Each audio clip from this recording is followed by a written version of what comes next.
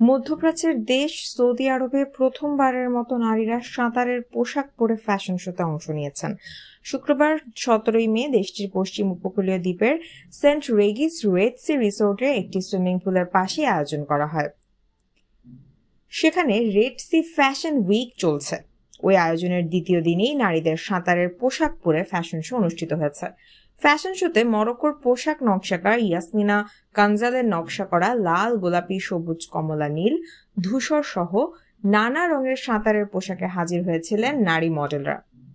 ইয়াসমিনা কানজাল বলেছেন, আমরা এই আয়োজনে আরব বিশ্বকে প্রতিনিধিত্ব করা অভিজাত ও মার্জিত সাঁতারের পোশাক দেখাতে চেয়েছি।